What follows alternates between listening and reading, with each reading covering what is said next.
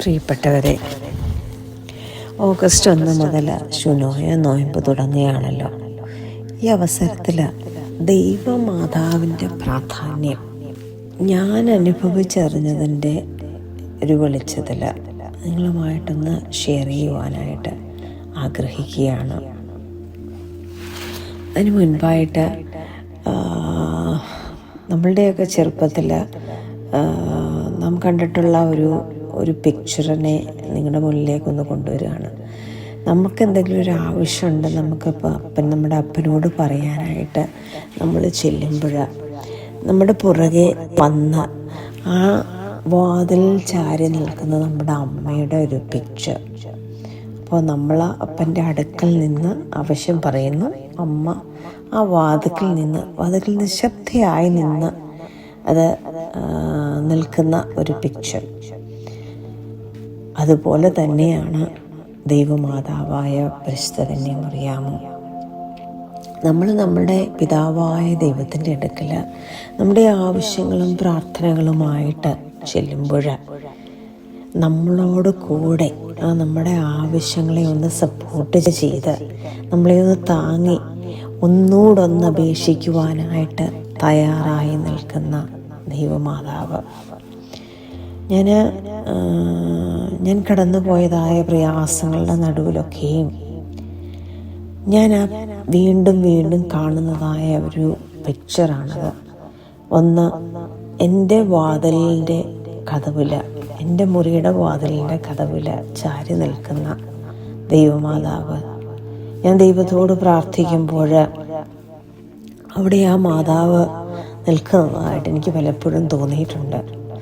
അതുപോലെ തന്നെ ഞാൻ കാണുന്ന വേറൊരു പിക്ചറാണ് ക്രൂശിനരികിൽ കർത്താവ് ക്രൂശിന്മേൽ യാഗമായി തീർന്ന ആ ക്രൂശിന്മേൽ കിടക്കുന്ന കർത്താവിനെ നോക്കിക്കൊണ്ട് നിശബ്ദയായി നിൽക്കുന്ന പരിശുദ്ധ അമ്മ. പരിശുദ്ധ അമ്മ അനുഭവിച്ചതായ ആ വേദന നാം കാണണം. നമ്മളതൊന്ന് ആ പിക്ചറൈസ് ചെയ്തെങ്കിൽ, നമ്മളതൊന്ന് മനസ്സിലേക്ക് കൊണ്ടുവന്നെങ്കിൽ മാത്രമേ നമ്മൾക്കതിൻ്റെ ആ ആഴം മനസ്സിലാക്കുവാനായിട്ട് കഴിയുള്ളൂ. തൻ്റെ പുത്രൻ, തൻ്റെ ഉദരത്തിലുരുവായതായ പുത്രൻ ദൈവപുത്രനാകുന്നുവെന്ന് സത്യമായും അറിയുന്ന പരിശുദ്ധ അമ്മ നിശബ്ദയായി നിന്നുകൊണ്ട് ആ മരണം പൂർണ്ണമായും ദർശിക്കുകയാണ്. കാരണം ഈ ലോകത്തിൽ യേശു ക്രിസ്തുവിൻ്റെ ജനനത്തിൻ്റെയും മരണത്തിൻ്റെയും പ്രാധാന്യം ദൈവത്തിൽ നിന്ന് കേട്ട ഏക മനുഷ്യ വ്യക്തി ഒരുപക്ഷെ ദൈവമാതാവ് മാത്രമാണ്. അതുകൊണ്ട് തന്നെ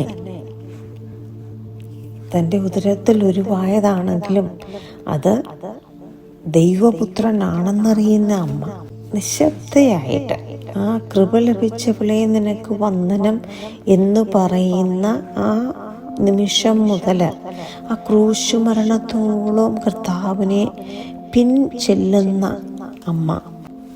അവിടെ പലരുടെയും ആവശ്യങ്ങൾ നിശബ്ദമായി കർത്താവിൻ്റെ സന്നദ്ധിയിലെത്തിക്കുന്ന അമ്മയെ നമുക്ക് കാണാനായിട്ട് കഴിയും. അതുതന്നെയാണ് ദൈവമാതാവിൻ്റെ പ്രാധാന്യം.